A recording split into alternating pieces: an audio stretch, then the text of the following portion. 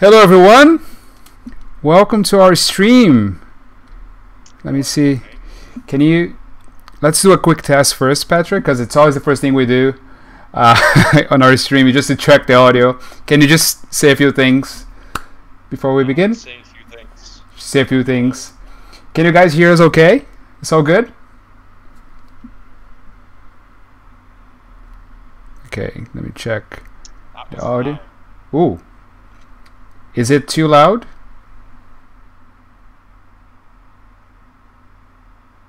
Okay, my mic. Okay, sorry guys, sorry. Let me lower this a little bit. Yeah, I have like my microphone for like $2, so it might be low. Let me try again. Can you talk again, Patrick, please? 1, 2, 3. Hello, hello. I think I might have to increase your gain. Okay.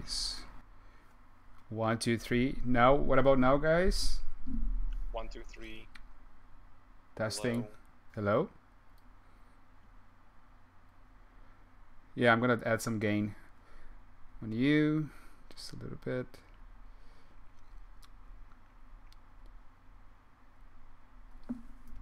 Okay. Patrick, can you talk again, please? Yeah, sure. 1, 2, 3. Testing. All good? Okay, I think that's good. It's good, guys? It's all good? Yeah, perfect. Awesome. Let's see if it is perfect. Good to go. Awesome. Okay, guys, sorry. This happens on every stream. I'm going to start again. So, Patrick, just pretend that we didn't talk yet. Hello, everyone. Welcome to the Pathfinder series. It's great to have you here. Today, I have a great friend and an awesome artist, Patrick. Patrick, I mean, we work together. I already know you, but it's always a pleasure to talk to you. You are an inspiring look dive artist, and I'm glad to have you here today.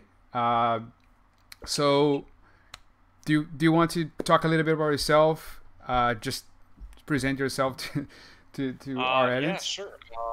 So as you said, we've known each other for a couple of years. It's 3 or 4 already. We've met it back in Vancouver. I was working then at Method. Mm-hmm. You've been working on Godzilla. I've been working on Deadpool 2. Deadpool 2, yeah. Yeah. Currently, I'm residing in Montreal. Method Studios again. I just couldn't escape it. I tried, but I couldn't. And that's pretty much it.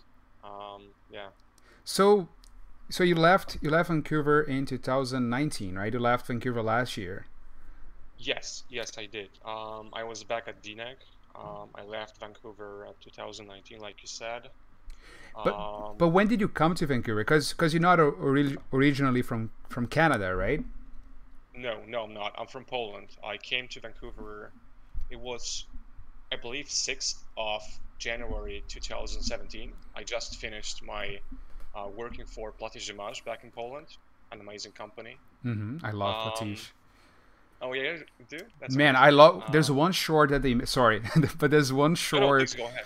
I remember I wasn't even in the industry yet. I saw this short that they made, that with this guy. I forgot the name, but this guy that he's gonna jump, of a beam. I forgot. This was a long time ago. I think they had like a guy that needed the workers to jump from a beam, so he could keep the music going. I forgot the name of it.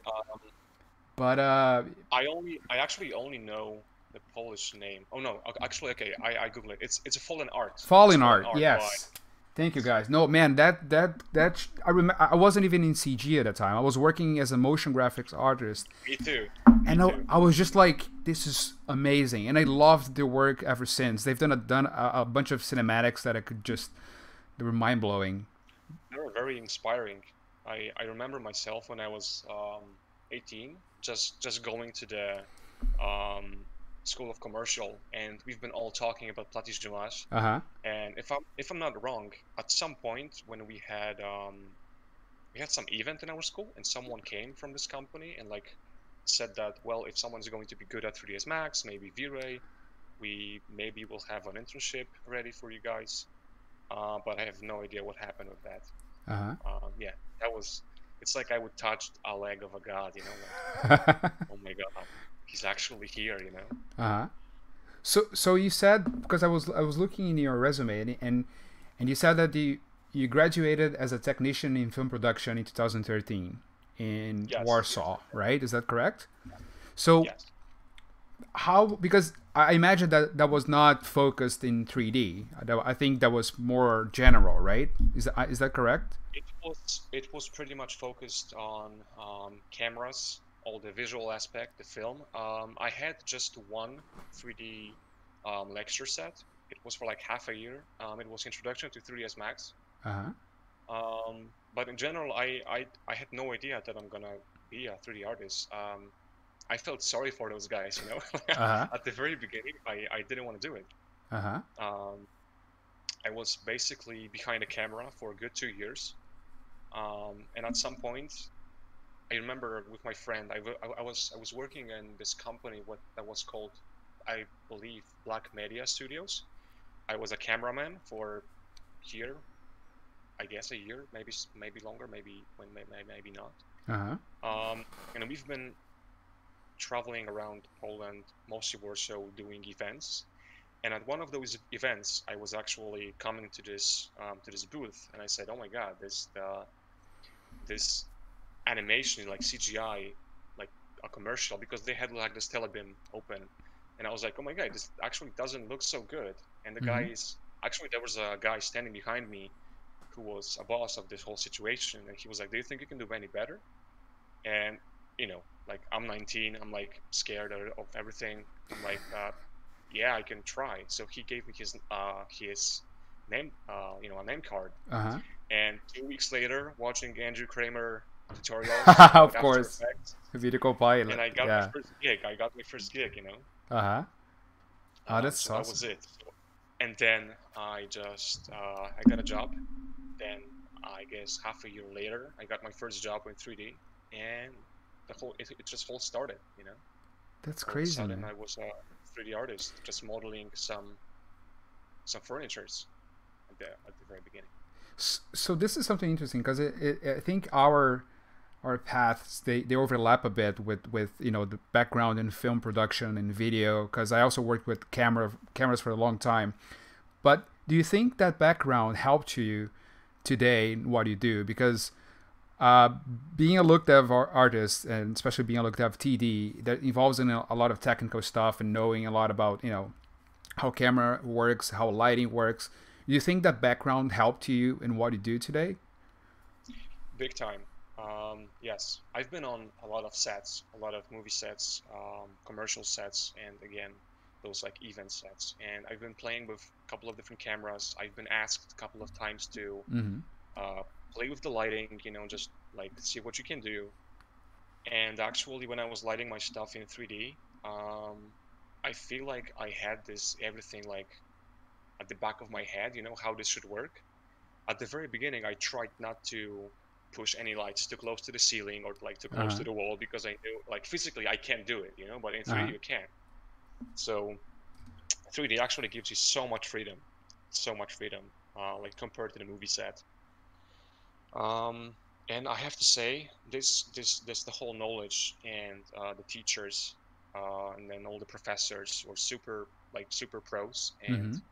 you know, it's like with school, when you're like in your high school, you don't appreciate the beauty and like how much effort those people try to put into you. Yeah. But after 10 years, you do, you do. I remember this. We had this guy from camera work topic, and he was basically trying to teach us how to use a light meter. How to properly use a Uh-huh. light meter and how to Yeah. properly set up your aperture and your shutter speed on your camera. And like we've been trying to play with it for a good 30 minutes, because he left the studio. He just wanted to let us to do it, and he went back and he's like looking around the lights. He's like 5.6, Uh-huh. and we're like, it's not gonna work. So 30 minutes later, it was 5.6. So yeah, he knew. That's crazy, man. Because this is the power of experience, right? Because nowadays, when I practice, for example, in texturing, when I have to play with roughness values or glossiness values, I did it for so long that now I look at surfaces in real life and I can tell the value just by looking at it, right? Yeah. And students, when they see us doing that, they're like, how can you know that? But it's just what you said. Like, it's just the practice and the experience of, because when we practice something like video making or painting or drawing, it's like you said, in CG, you have the freedom to do everything, right? But when you do like filmmaking or other things that are harder, there's nothing is ready for you, right? You have to do it. Like so it just forces you to be good at it. And I can see, like, I saw one of your latest artworks, I think with that airplane that you made, that scene.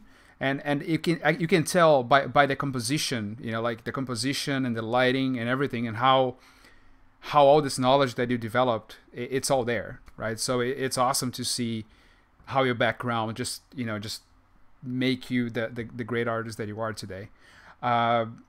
So tell me about when you moved to Vancouver, because I saw that you were at Platige for some time, and then you then came to Vancouver to work at Method, right? So how was that transition? Like, being, I'm also a foreigner, you know, I left Brazil to come here. I came here to study, but I think scared. It was in English. I was scared, you know. What about English? Like, were you speaking English in Poland at all? Or? You tell me where. Yes and no. It's like when I was working at the studio, we had a couple of people that are actually that were basically not from Poland, you know, and the only possible way of talking to them was just by using English. I have to say that, I mean, from my experience, people in Poland are well educated in terms of English, but they're just not using it, you know. And I believe we have this sort of mentality that if you would do a mistake, you would be slightly worse in the eyes, you know, in just someone else's eyes. Yes. So we tend to not do it a lot. Or so I felt okay-ish in terms of preparation, but I was like, I went to UK before for just a weekend with my wife, and it was terrible. I mean, you know, like before going there, I felt fine, but after going there, I felt I not feel confident at all, you know, because the accent was like so much different. I was like looking at all the TV shows from United States, you know, like those like back in the old days, like Smallville, what is this one? Supernatural, a lot of just American TV shows, you know, that were actually rolled in Vancouver. So again, I didn't know, but again, a lot of TVs, a lot of movies that's been actually our history, you know. And when I was traveling to Canada, like somewhere back in my head, I always felt like, okay, this might be my American dream. But actually, everything was recorded in Canada, in Vancouver. So, you know, like the Rambo, the Hope, it's actually in BC, you know, when they rolled the whole movie. So I was dreaming of Canada, actually, but I felt like I'm dreaming about, you know, about states, which I was not. So I felt like my vocabulary was slightly, of course, better written than actually spoken. But after some time, I think got it right. And I stopped just, you know, because at some point, the biggest thing that I had is when I was speaking in English, I felt like a different person, you know, for like quite some time. Like when I was just speaking about it, like about everything in Vancouver for like good 3 months, when I was speaking about stuff, I felt like I was trying to be more kind of polite version of me, trying to rotate around the topic, but like, you know, just in a weird way. Do people say that you sound different? I mean, people from Poland, when we speak your language there, do they say that you sound different when they see you speaking English at all, or? I don't even know if people. I don't think so. I rarely speak English around my friends in Poland. Maybe they're watching here today. Maybe they. Maybe they are. Yeah. So maybe they can tell us like how do you sound, because I get that all the time from Brazilian friends, because I do a lot of English content, so I don't speak Portuguese, on my videos and stuff, and they're like, "You sound like someone else." Because in Portuguese, man, like I'm from a part of Brazil where we speak so fast that even people that speak Portuguese cannot understand what we say. So in English, I had to learn to speak, to think more and speak like this, and so it also like the tone of my voice, right, changes. This is good because when you're in Vancouver, you have to think about that. There are like, I don't know, 10 different cultures that are actually mixing up together.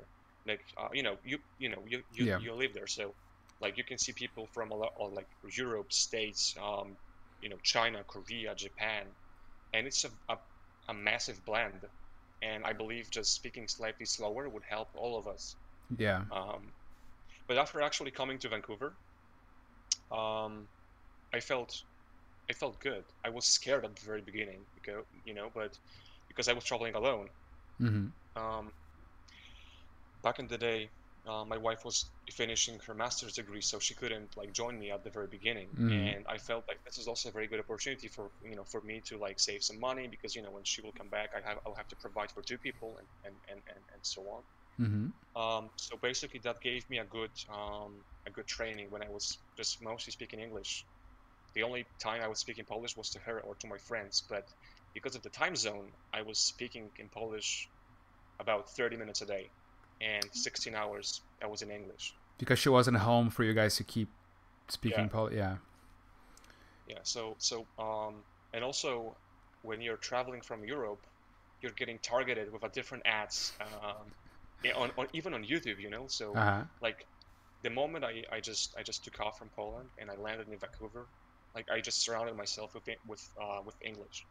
That's good. And I think that was the biggest milestone and the biggest advantage that I had, just talking, because I had to. I just didn't have any choice. Yeah. And I think Vancouver is a great place for people that do not speak English very well, because I think everyone here is so welcoming. That's how I felt when I arrived, because I've heard stories that in some places in Canada or in the US, people, they are not very polite, that they're not very nice to you if you have an accent or if you can't speak, if you have, if you misspell a few words. And I mean, I learned English in Brazil by watching Friends. So I said a lot of, the F word and a lot of, because we learn by saying, by cursing. So it's That's just very true. The more you know English, the less you start to curse. The less you know it, the more you curse, because you're trying to fill in the gaps with the curse words, because that's mostly what you know. Yeah, fuck yeah. Sorry. So we have a few people around. Oh, we have Christian here. What's up, Christian? Did you meet Christian in Montreal? I did, yes. Yes, I did. That's such a small world. We've been actually working together for a brief time, for a small period of time. On Top Gun. Yeah.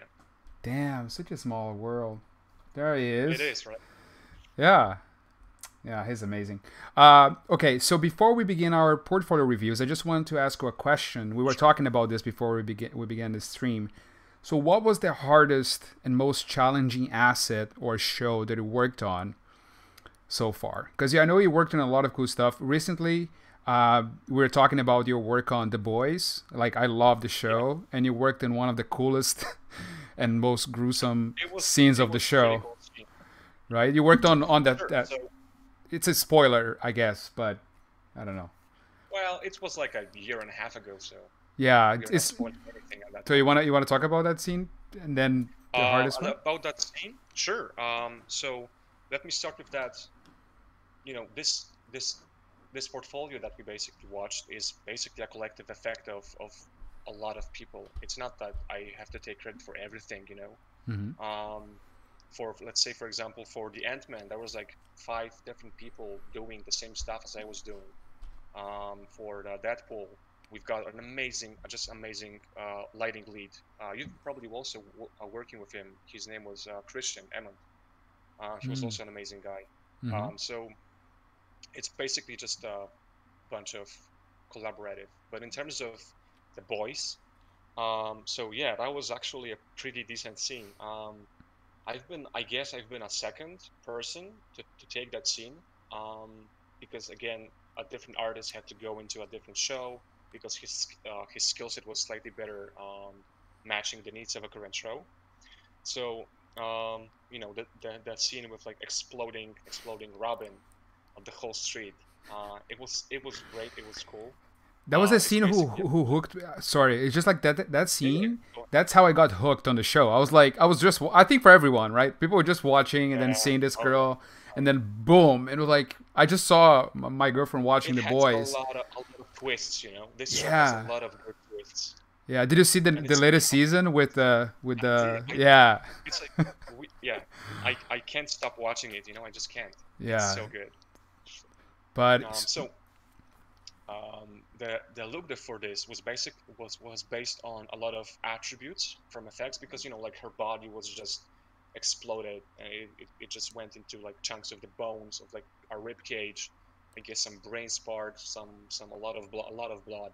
mm-hmm, So it all has to be it had to be based on some kind of parameters, and masks of like interior rib cage, exterior, like, you know, like a middle of a bone, like a bone marrow, and it was just a lot of different attributes, and we basically use those attributes to drive different level of subsurface, different level of thickness of just like bump, you know, because like on smaller areas and like bigger flat stuff, you want to have slightly bigger reflection and smaller roughness, let's say bones, you know, mm-hmm, like in comparison to like brain when it has a lot of like displacement going in and so on. yeah, So I have to say, like, this particular scene was mostly achieved with parameters, procedural workflow based on noises, maybe one or two seamless textures.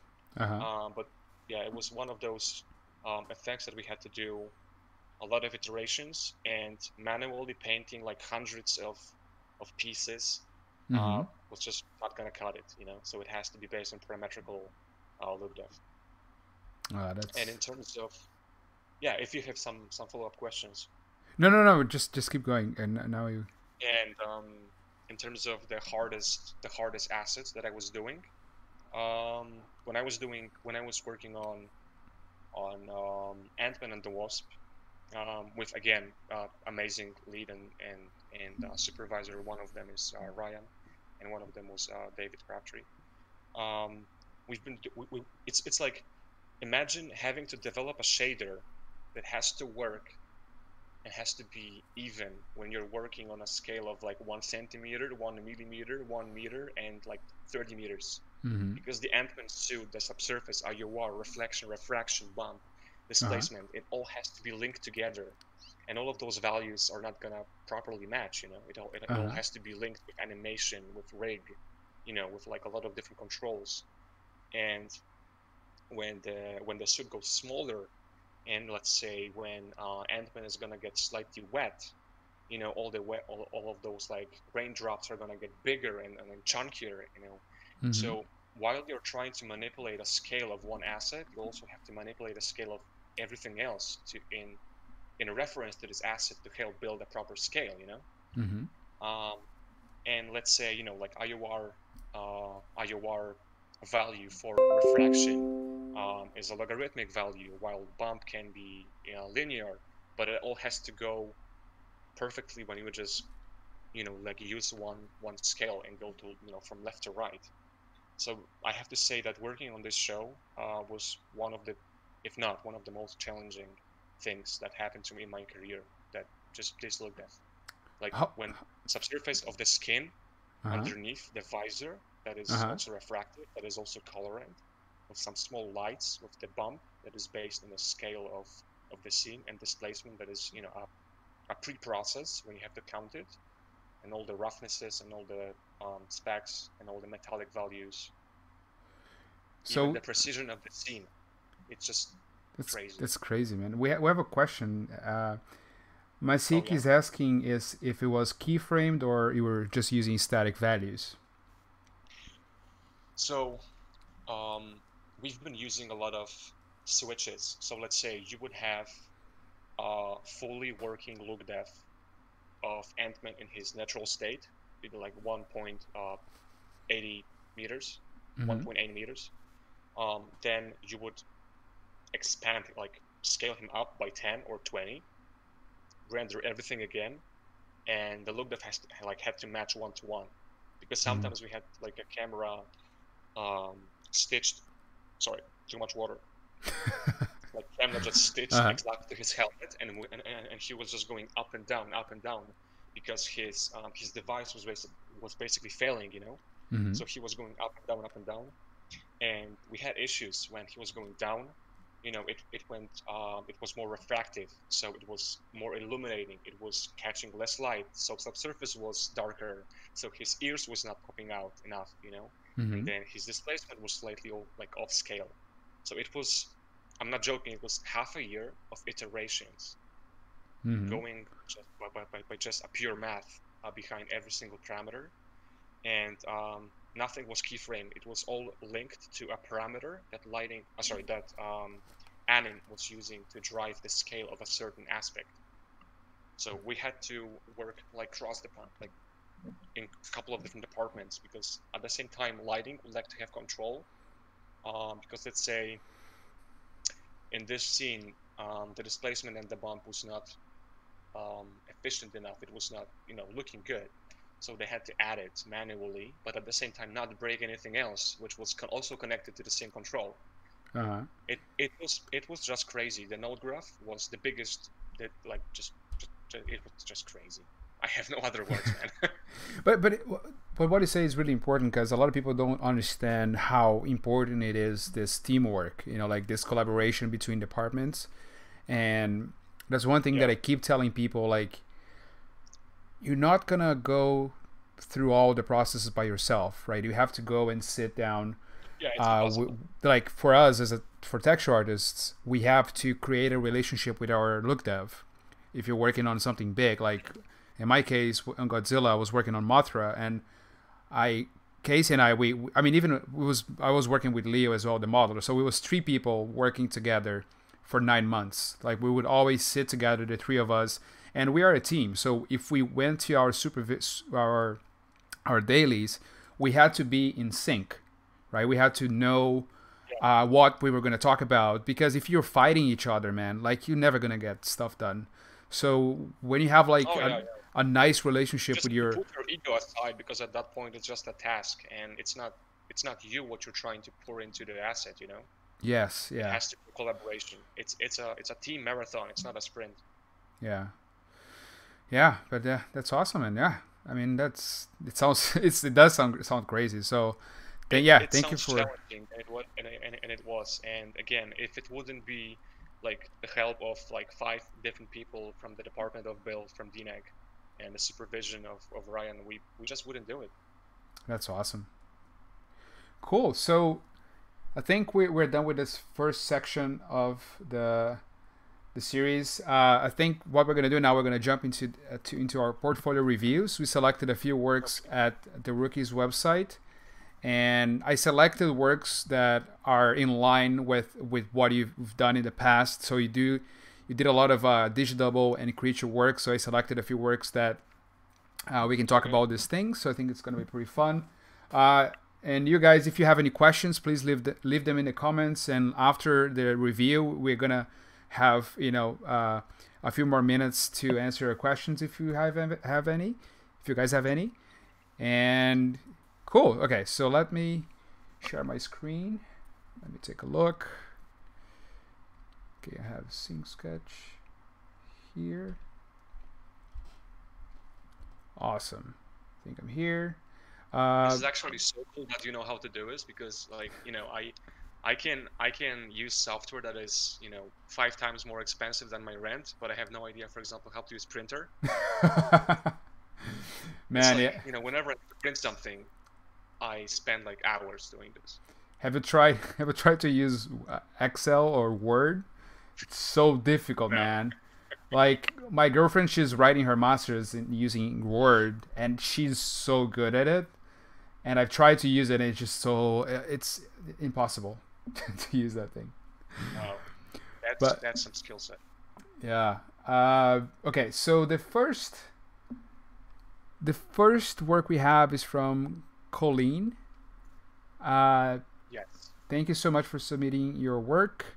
We have this little bar scene, and And okay, I will leave that to you now, Patrick. So feel free Okay. to give your comments about the scene, about the look depth, the shading, anything you want really. You can just draw if you want, just circle something. I'm gonna change my color to blue, just so you can do whatever. Okay. Let me do something like that. So I'm gonna see. Just give me 1 second, okay? I'm gonna properly just place those things around my desktop. Okay. I'm gonna draw some happy faces in the meantime, just so I can entertain our viewers. Okay, so this? First of all, if this is a work of a guy that is just debuting, it's great. It's really good. If I'm not sure how much time he or she just put into this, but this is a very good start. If he would like to push it somewhere higher, there are a couple of things I would change. Let's say, for example, if I would start lighting this, this thing, I would basically turn every single shader. I put a simple override on top of everything and put just a mid-value gray and with some kind of reflections on it, like a full spec. Diffuse, let's say 0.18 or even 0.5, just to help slightly GI to do the work, and roughness like on 0.5. And the reason for that is that it's not cutting off all the samples, and it's just allowing the lighting to do the thing, And I would, for example, start with making this slightly more consequent, because as we can see, a lot of lights here are having a different main color than the reflection here, which is this one is called. Patrick, sorry, one second. Yeah. I think, can you see it there? I think it's loading here for me. I don't think it's. Oh. Can you see it? Loading what? Sorry. I think I lost. Oh yeah. Yeah. Okay. Okay. Can you? Whoa! Is it me? I mean, I think we. Let me just quickly refresh it. Do you still have access to the website? No, I don't. Oh. I think it's weird because I don't think I can access any website. I'm trying to open different websites here.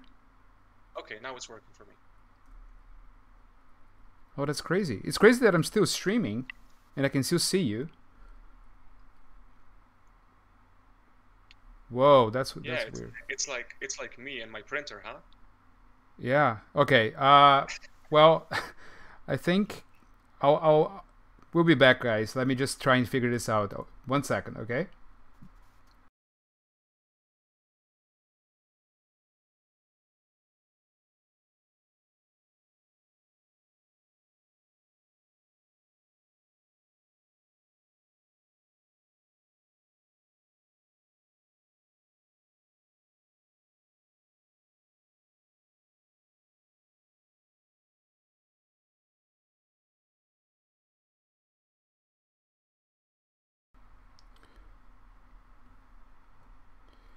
Okay, we are back. Sorry, can you guys hear us okay? I think. Hello? Hello? Can you guys hear us? I can hear you. Cool. Sorry, guys. That was scary. Luckily, I was able to turn on and off my Wi-Fi, but we didn't lose the stream. So maybe let's go back. Can you start from the beginning? Yeah, I can. Sorry about that. I'm trying to. That's fine. I'm trying to. Okay, now it works. So mostly what I right now see is that a lot of metallic elements, as you can see here, have slightly coldish values, and a lot of reflections that have values. Like metals, glass. But the thing is that we get a warm tone on the lighting, which usually doesn't happen like that. Usually if there is a certain color of light, a lot of areas are being just colored and like tinted in the same way. Let's say like you would have a wood and a metallic and let's say a keychain, like a keychain laying on top of the wood, and you would light it with like a white LED or like yellow LED, Yes. both of those things would get slightly the same tint and color. So in terms of lighting, what I said before, I would just turn off all the shaders and put an override on top of everything. Mm-hmm. And I would possibly try to light this thing slightly more dynamic. What I'm saying by that is that I can just quickly undo all of my stuff. Right now we can see the light kind of going like this, right? Like maybe like this. But what I would like to see is actually changing the color. 1 second. Can you increase the size of your pencil yes. as well, please? Do you know how I can do that? Just go to the number and just increase it to something like 30 or something. Yeah, I'll give you one. Awesome. Yeah. Okay. Awesome. So again, this is great for a person that is starting, but if you would like to make it better, I would just push a lighting slightly like here, so you can actually see the whole lighting going into those glasses, you know, making like all the reflections play around this this area. Possibly add some volume light, so we can actually see some dust particles in this place. Because as we can see, I mean, you try to push a lot of materials and the textures itself into more like old, dirty, torn and worn look. So maybe think about the light as of the climate of the whole thing, because let's imagine that you're entering a bar that is old and possibly no one was there. Mm-hmm. First of all, you would see a lot of dust, a lot of just dusting around, a lot of volumes, and then you would see everything else. You know, the deeper you would go, the more details you would see. Mm-hmm. And right now, when I'm looking at this picture, I see the bar, but I can't see the focus point, if you know what I mean. Like I see the bar, but that's it. If you would like to take a picture, you still have to think about how I can make this framing, this composition more interesting, you know. Mm-hmm. But in terms of lighting, I would definitely possibly lower slightly the sunlight and allow more sun hit the back of the bar. You know, because you have a lot of great bottles, a lot of glass, a lot of reflection, metallic stuff. This would do a lot of good things on this back wall in terms of like caustic and reflections. You know, you would have a lot of stuff to play. And I'm not sure if my Ctrl C is working. Never mind. So in terms of lighting, that's it. Mm-hmm. In terms of look depth, or if I may back for just a second to the lighting, because this scene has a very good potential to be lit in a way that it's sunset or sunrise, but it also as a nighttime. We've placed a lot of good sources of light, which is actually matching. You know, I see a lot of works that are not matching. Let me put it this way: I see a lot of interior pieces that are forcing light sources just to have light. Mm-hmm. But you achieved something that a lot of people have an issue with. You have light sources. You have light sources without lights that just want to be turned on. You know, it feels natural for those lights to be turned on. Mm-hmm. And just let's imagine that you would have a blue neon at the exterior, at the outside, flashing to your bar, and you would have a warmish like warm lighting. Right now, your wall and your wood and the floor is slightly in a warmish color, so I would not try to overcompensate color of the light, because it's just gonna be, you know, additive. Mm-hmm. But in general, this scene has a very good lighting possibilities, which is both like again at nighttime or sunrise, sunset. So this would basically elaborate the lighting. Do you have something to add, Paul? No, I think that's some great points, man. Yeah, some great notes, and I, like you said, I agree that this scene has a great potential for storytelling. Like if we look at all the things that the person position across the scene, I think it just leaves a lot of nice things to explore, right? Like like why this, just ask a few questions, right? Like why this bar is empty, what happened here, And I think if you use a lighting setup, like you said, to point these things out, you're just gonna add a lot of because this is what lighting is, right? Like it helps setting the mood of a scene, and Yeah. that's all it's about. And right now, I think the light itself is not helping the scene, and there's so many cool accents across the scene. Like I see a lot of posters that they're helping tell a story, but the lighting is just flattening everything out in some parts. Yeah, but I completely agree. Yeah, it's pretty much like evenly lit, you know. But Mm-hmm. I guess like this scene just wants to tell us a story, just a slightly deeper story. Yes. And but again, your textures are okay, and your look depth is also very good. It for me it looks like in the movie industry when you're having an environment scene, at some point you have to model texture and look depth, all of the assets Mm-hmm. by themselves. But at some point when you're just gathering everything in one place, you have to render everything together. And your scene looks like you would be at this point when you would like to finally balance your materials, balance your textures, because at that point everything comes together, and you would like to just slightly balance everything and even everything out in Yeah. terms of like let's say weathering, dusting, um, possibly some maybe I don't know or like rust or mold, Mm-hmm. um, but everything else is really good. Yeah.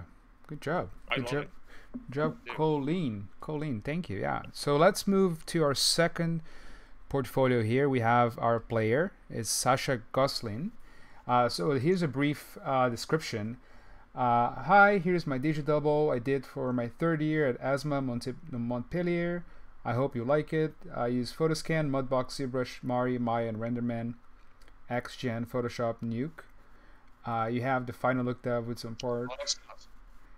Cool. Yeah. So these are some of the still images that he provided, and this is a diffuse pass of the face.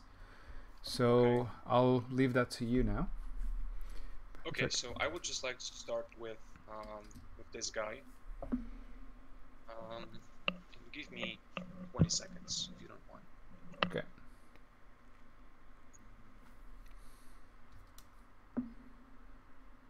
Okay.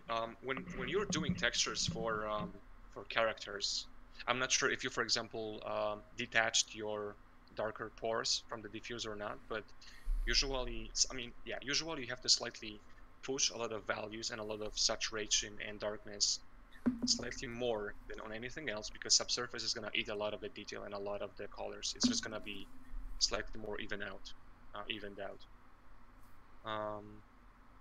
But also try not to push a lot of shadowing and highlights into your textures. I would just keep it as close as possible to natural values. Of course, I know that you can't have everything in diffuse texture, because you would like to split it to subsurface, for example, or radius or weight or a couple of different channels to control it separately. Yeah. But yeah, I would just not push any highlights or any shadows into the diffuse, into the raw diffuse. Mm-hmm. And I believe that's what we're looking at. And if you don't mind me going to a different image.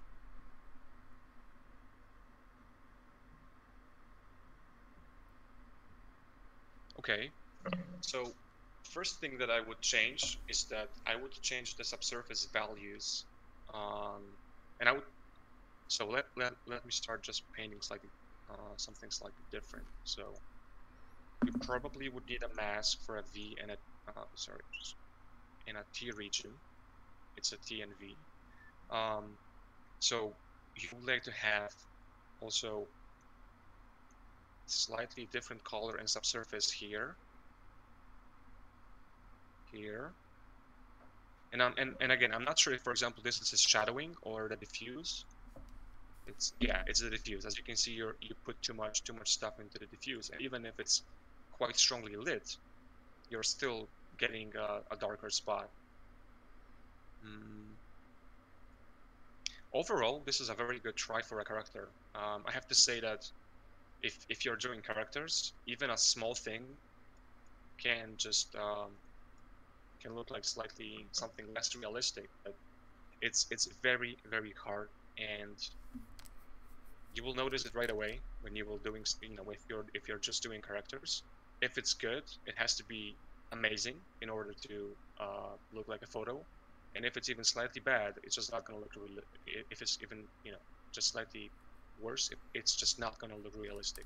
It's going to behave properly, but right now the biggest issue what I have is possibly with like his cheekbones and this part and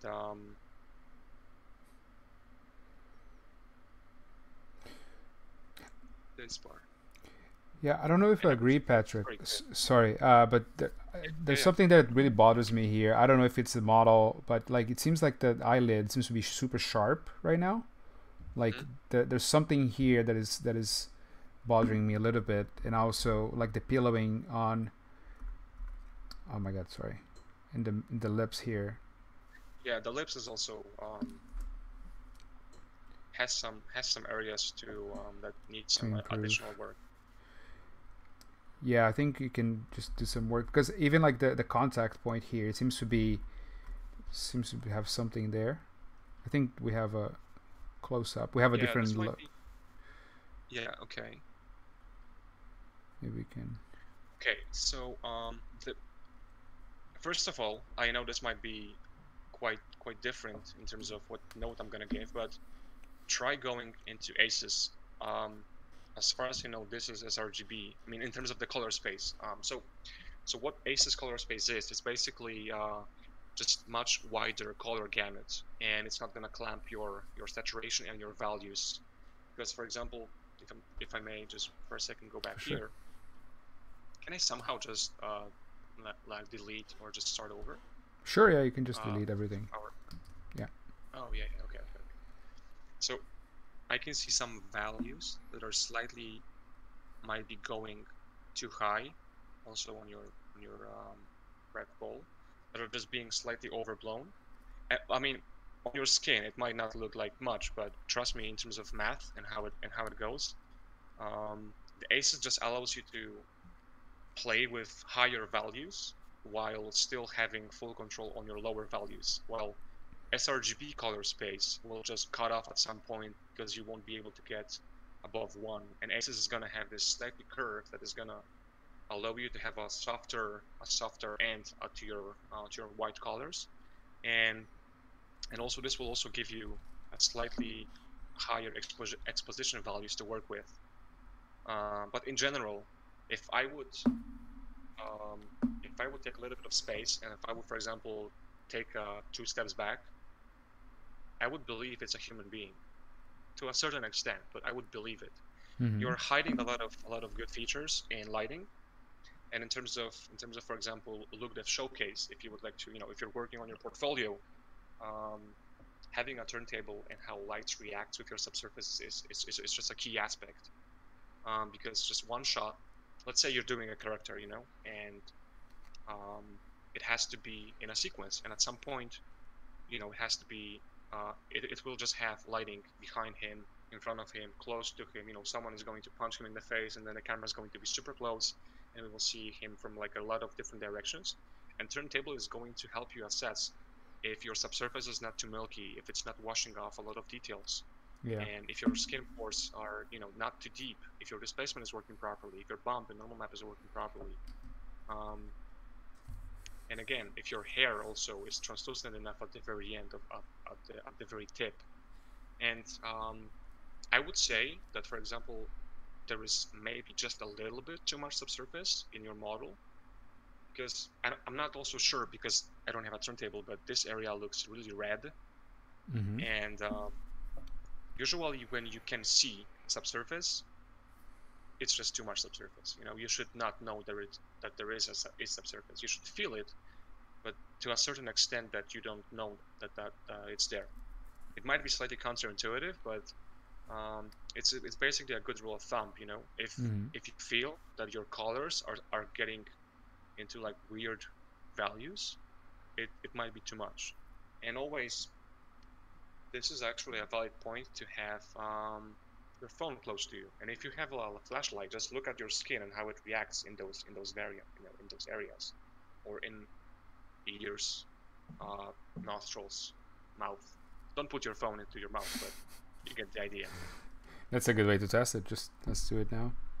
Yeah, it's a very good character.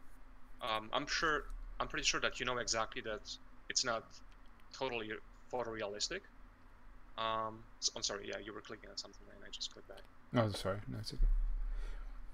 And if it would be in a shot like here, of course it's gonna be slightly better to defend itself. But again, if you would like to showcase your work like this, maybe pick a slightly more fortunate angle for your camera and for your character.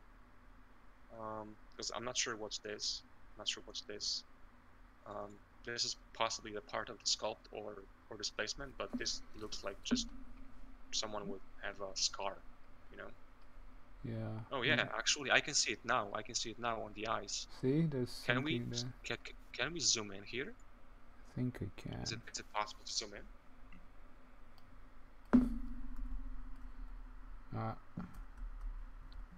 I'm trying. Oh, Can you see it? I think I can.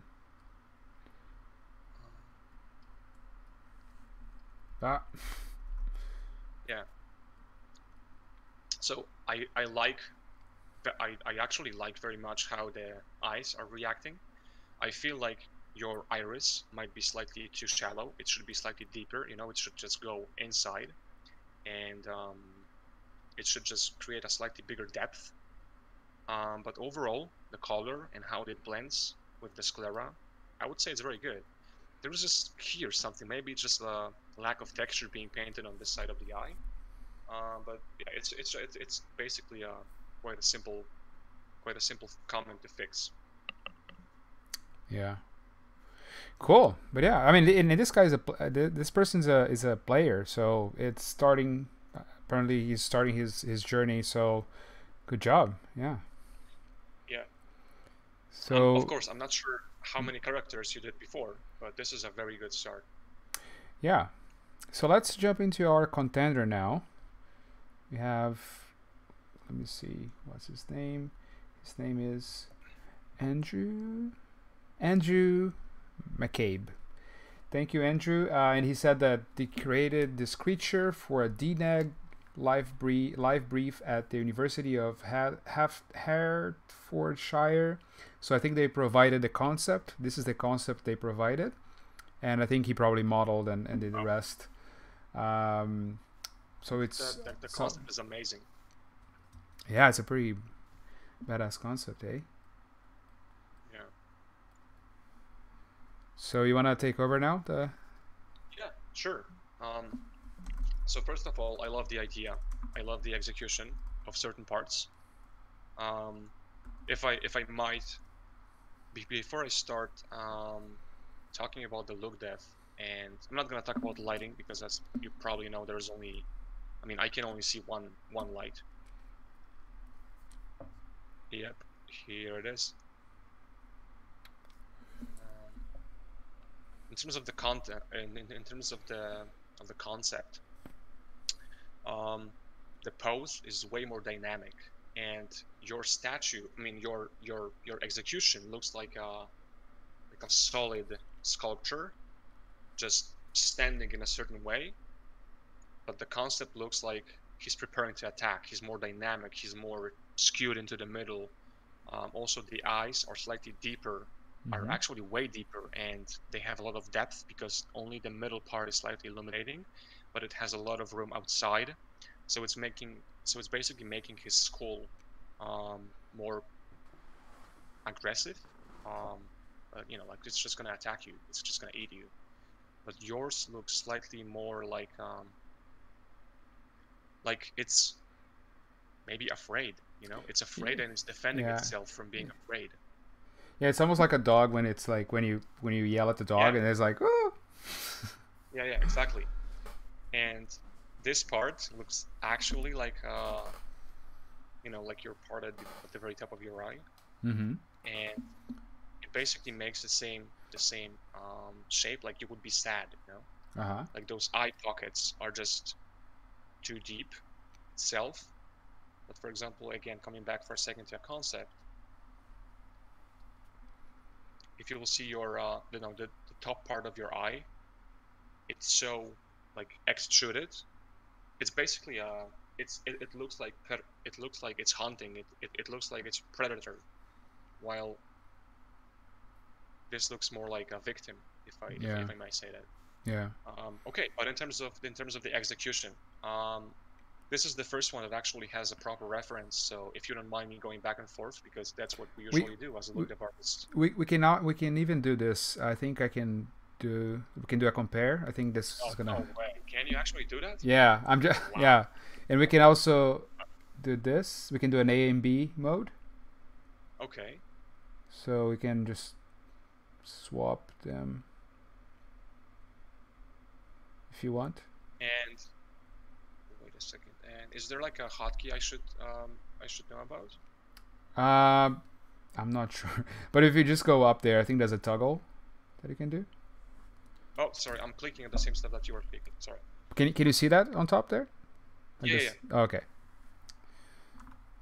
Wait a second. Oh, you know what? I think I can't draw when it's in this. Oh, you can't? When it's in this mode, it says drawing on the item is not available anymore. Oh, I can actually click. You can only draw on the other one, I think, on A, not on B. Okay.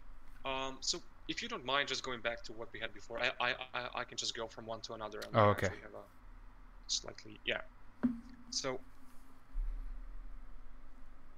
Okay, so if you will take a look, I would say that the biggest part that needs slightly more attention is how the hair and the skin are detached from each other. It just looks like it would be from two different pieces, like from two different animals. Yeah. And it just almost looked like you could actually Photoshop it on top of him. The alpha is so cruel. It's so just sharp and edgy. There's just no flow in it, and it's just slightly too linear to me. And while on a concept, it looks like the hair are just growing from a certain point, and it's slightly denser. So, I'm sorry, not denser, but bigger and less dense. It looks like, there is this dinosaur that has like those like plates at the very back, and like it goes from his head into the back. But at the same time, the skin grows on top of those plates, and the plates go from like his spine.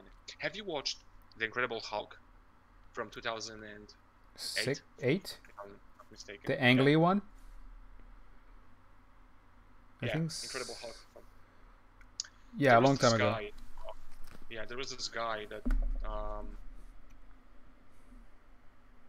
what is his nemesis? Abomination, yeah. So if you would take a look at the Abomination and this guy from the Hulk that was, this white, big, massive guy, you would see how his bones are going from his body outside, and how the skin and the tissue is growing on top of it. And I think this would be also a good idea in how you could slightly match your art to your reference, because at that point it just looks slightly detached. If I can also zoom in for a second and delete your notes just for a second. For sure. You can see also above this line, there is something else that is helping the transition from the skin to something different to the hair. So as we can see, there is no you're not jumping from sand to water. It's just slightly wet sand, and it just there is a certain type of a flow and a certain area of effect for those hairs. Yeah. So this would be the first thing. And the second one would be if you would add slightly more noise to your hair. That would help a lot, just to break the silhouette, because all of this is great on its own, but I feel like when you're trying to do textures or when you're trying to model, you would like to first have a good base, just finish the bigger details, then go into smaller, and you would like to just break the shapes, break the detail, break the silhouette. Yeah. And you would just, it's like Inception. You have to go deeper and deeper and deeper and deeper. but at the same time, don't forget about the main shape. That the main, you can just go and do the peach fuzz. You can do the scales and everything. But before I will see all the scales, I will just see the main shape of it, and the main shape would just basically tell me that, well, it's just not broken enough. And again, in terms of how the anatomically part, it's just slightly too. It's just scared, It's just like a scared animal that is just maybe being hunted, maybe it's just being exposed. Mm-hmm. And in terms of like the close-up, also quickly do this. There is always something in just using one light that it looks. But sometimes it just looks better than if you would have to like put 3, 4, 5 different lightings, like a lift slide from this area, lift slide from another area, because it like hides a lot, but at the same time it creates a proper depth of and terminator for shadow and light. So in this particular lighting example, because I know that there are two different lighting scenarios. As you can see, this guy is slightly more evenly lit, while here we have just a bigger exposure on his face. And from this angle, he doesn't look so much like a victim. Yeah. He just looks slightly more aggressive, like he is in charge right now. Yeah. In terms of look depth, that's actually a very good starting point. Again, possibly slightly too reflective, and it's not too specky. It's just the roughness is just too little. I'm not sure which render engine you're using. If you're using V-Ray, it's just too big. If you're using Arnold, the black value represents the more glossy finish. So if you're just using one of those, which are based on the roughness, not glossiness, so I would just make it slightly more matte. Just overally more matte, because some scales are almost reflecting like mirror, and when you have a bigger patch, it's just not broken enough.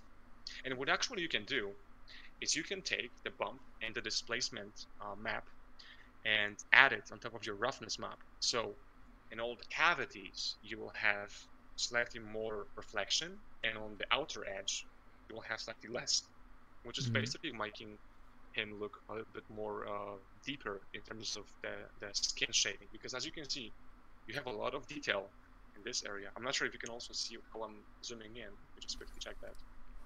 Yeah, I think you can. So this area is getting a lot of flat highlights because you're just not breaking up enough spec and your roughness. And I would say just multiplying your maps. It's not like you can't work on your maps, You have the whole idea and the whole definition of look depth is that look depth has so many strings attached that just basically plugging in the map from one slot to another when you're painting in Mario or in Substance is not going to make you a look depth artist. It's just knowing to deal with this data and trying to play with it in a realistic manner, You can have a diffuse and you can have a bump and a roughness, and in your Mario on Substance it looks good. But again, it's just it's an approximation. It's not physically based. It's not physically plausible. It has only one ray. It doesn't have a properly amount of GI, and so on and so on. You're working with a lot of more complex shader in an offline render than you're working in a real-time render. So you have also a lot of different kinds of values, like subsurface, like this band. Two different types of reflection. One may be rough, one might be coat. So just adding and working on a channel base. Let's say you have a diffuse, and you would like to only just work on diffuse, and possibly you would like to add some more detail into curvaces. But okay, how can I get those curvaces and like those slightly deeper sections? Well, let's maybe take a displacement map, which is darker in those deeper areas and brighter in those higher areas, and just like maybe overlay it on top of each other. So actually your diffuse is not only a color again, but now it has a certain amount of information about the depth. And now maybe you can also take the roughness or some veins.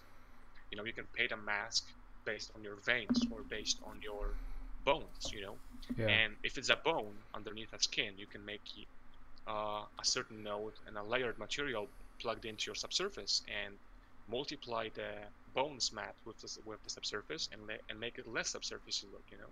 It's going to be less skinny, less gooey.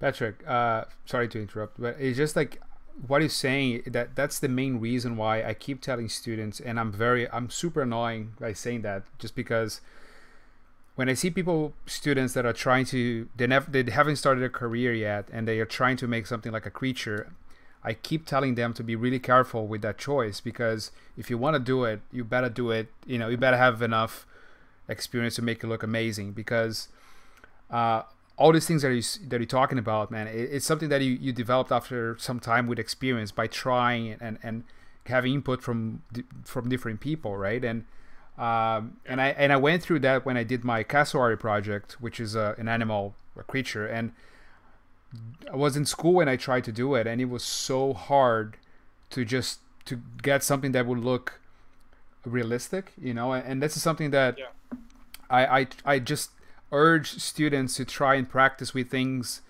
that, because the problem with creatures that I have as well is that it's so hard for you to know what you can compare to in real life, because all these things you're talking about, I mean, where the person's going to compare that to, you know, like you can use animal references, but it's just a bit abstract for a student to grasp at times. And yeah, I understand. And right, I always thought, like, you're actually very true. And again, nature is a genius inventor. You don't have to invent anything, just learn how to properly observe the world around you. Yeah. Because the thing is, what is actually a look dev artist? You know, if you're right now, when we have a substance designer and substance painter, the definition in between, you know, the whole border, I would say, between texture and look dev it's kind of faded, you know. There's a blur. But again, if you, for example, are a lighter and you made a look dev in a wrong way, possibly not. And you're just not respecting the properly energy compensation and energy conservation. You're not working a PBR workflow. It's going to be a very, very hard challenge to light a scene properly when your samples and GI is not going to work. Mm-hmm. So you might be the best lighter in the world, but with wrong assets and wrong materials, it's just going to look bad, regardless of what you do, regardless of how intense light is going to be, of how intense exposure is going to have. If your material is going to cut out samples, if your spec is not high enough, it's not going to distribute the energy properly around your scene. It's not going to be physically plausible, because you're just making this way harder for the render engine. Yeah. And again, the definition of a look dev artist is very, very hard for me, even for me after 10 years to grasp, because you won't be a good look dev artist if you're not a lighter. You won't be a good look dev artist if you don't know how to work with passes. So you have to know at least some basics of math and comp. Mm-hmm. And you need to know how good textures look in order to use them properly. And at the same time, if you're working with procedural nodes like ambient occlusion, normals, curvature, if you're not going to put enough edge loops around a certain edge or a corner, you're not going to have a proper curvature map from it, regardless of what you do. So just being a look dev artist is going to train you to be an observer. It's going to train you to be, I would say, a junior generalist in order to be junior look dev artist. Yeah. And I would just say that a lot of different pieces of knowledge has to be put together in order to create a visually appealing and visually believable result. True that. Yeah. That's awesome, man. Thank you. So let's jump into our last one. I think we're almost running out of time. But yeah, let's just no worries. I mean, I've been taking notes here myself, because yeah, so many cool notes we've given so far. So let's look at this last one quickly and just let us know what you think. Okay. So first of all, I would detach the character from the background. I would slightly illuminate less the background than the character itself. Mm-hmm. And then again, I would possibly shape the character a little bit more from the top, not from the right side, because you have a very natural light that is coming from the very top of those like splines and lines on the cables. But I feel like just a little bit, maybe just a little bit, because you would like to properly light the face, you're just forcing 3-point lighting on the face, you know, which is making me, if I can just zoom in for a second. For example, here, you're just using a very, very flat one area light, which is just making possibly a little bit too much, and it's just revealing a lot of your skin, a lot of issues on the look that you have, possibly wrong painted masks. Not sure, but yeah, I think so. What else? So first of all, let me just get back for a second. Very cool concept, great execution. Couple of just fixes. One, which is basically the background, because it's very hard for me to see. If I'm gonna slightly skew my eyes like this, everything almost blurs out. You know, I feel like everywhere is the same illumination. It's also green, right? So it's hard to detach the character from the background. It's yes, that's very true. I really love this. That's very detailed that you basically crossed the axis with slightly skew the disc. This is a very good job. Yeah, and I think that's a very good idea. I love this thing as well. It's so different. This yeah, whole... It's actually exactly. It's slightly detached from the whole concept, right? It's like all of a sudden I am looking at the concept from like, you know, like 2000 and like 2100. Yeah. Yeah, 2100. But all of a sudden I see a couple of different splines that are like that they're looking like from a stick bomb from like 80s, you know? Yeah. Ooh, that's pretty cool. But what I like about it is that you actually used a metallic shader, thin. Correct me if I'm wrong, but every single render engine has a slightly different name for it. But let's stick to Arnold documentation. I'm gonna say thin film. So right now we're just using a slightly different colored spec, which I really love. Maybe just a little bit to roughness. So I would just make it slightly more matte. Again, I know it's a big thing to ask, but slightly bigger breaths and slightly higher up. Maybe I would even change the ratio of the image a little bit, just to showcase more of a little bit gap in between her head and between the source of the light. Because right now, as you can see, the most of the weight of the image is here, right? Then again, most of this part of the image is like here, but the brightest part is here and here. It's hard to focus on one thing, but at the same time, a lot of things are at the same time in focus, which possibly in those like technological renders might be a thing, because you know we are in the spaceship. There are a lot of artificial light sources, so this might be also a thing. But in order to focus my eyesight and also the let's say a receiver of your art into a certain element, into a certain area, I would take away those splines because they're basically a distraction. I would create a slightly vignette like here, and again maybe I would play a little bit with bluish tint, and I would use a complementary colors. So you have a lot of green, maybe adding some blue and yellow would help. I would not push too much redness of her skin and of her lips, because her lips are going to, they're just dying without a proper amount of light, you know?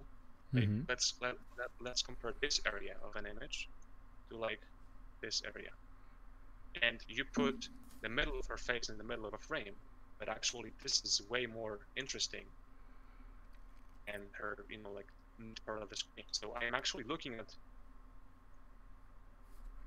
this part down, and this is really cool. But I am looking at this, and I'm confused. Yeah. I'm just not. There are like a couple different styles, different materials, different lighting challenges. You know, it looks good on the one side, but then it just reveals itself into to glossy surface of a skin. But yeah, I feel like if you would spread this to different images and then different people, so one, maybe just move the camera slightly lower. Maybe the skew that makes slightly more. Hello, Patrick? Yes? I think I was losing you for a second. I think it was a bit. Oh, I'm sorry. No, I think it was in the internet. I think it was you were sounding a bit robotic. I don't know if it was the robotic girl that made this happen. Yeah, but I'm pretty much certain about it. Yeah. Can you guys hear us okay? Because I just noticed how Patrick's microphone was a bit finicky. Is there anybody there? Maybe now 1, 2, 3. Maybe we're alone all this time. Maybe we're not even streaming. Wait, let me check. Yep, it's a little robotic. Huh. Okay. So well, let me. This is a sign for us to just finish the thing, huh? Well, let me go back to the Zoom chat. So let's just to be the two of us. Sure. Let me close Pathfinders and see if it gets better. I think my internet here says fine. But well, let's keep. Let me. Yeah, let's keep talking. I can see your stream. And, maybe turn off the screen. Your stream. Maybe that would help. Our internet. Okay, sure. Let me see if it gets better. No. Can you speak again? Yeah, I have only Discord open at that point. Okay, I think it's better. I'm not sure how long you can torrent. Not this time. No, right now. I think. Yeah, I think it's fine. But I think that was it. That was a great review, man. Thank you so much for your time. I think. Yeah, there was a lot of good stuff, and I took a lot of notes because you have some amazing, you have an amazing eye, an artistic eye, but also you have an amazing tech knowledge that I really appreciate. And like I told you before, I really want you in my channel at some point so we can talk about some technical stuff because it's just something that I just want to improve. You know, my technical knowledge in texturing and look dev. So I would love to have to chat more with you about. And I think I lost you. Did I lose you? Hello? Let me try. Perfectly. That for a second, maybe I don't know. I have no idea. Let me try and disconnect you. We'll be right back, guys. Just one second.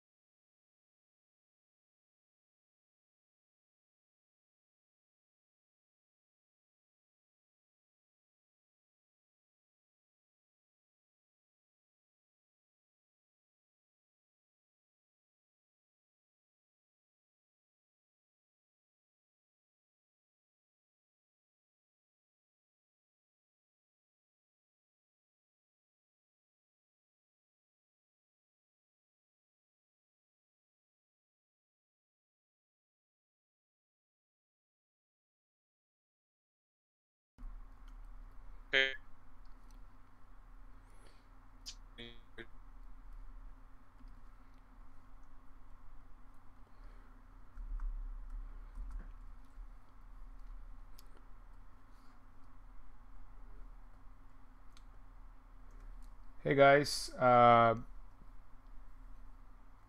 sorry, I think we lost Patrick.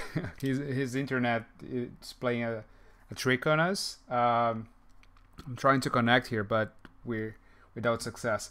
But we just want to thank you for being here today. If you have any questions, you can just send it to us. We do our best to answer to you. I mean, you can contact Patrick on his Artstation. I think he has his information there. Okay, let me give me one more try.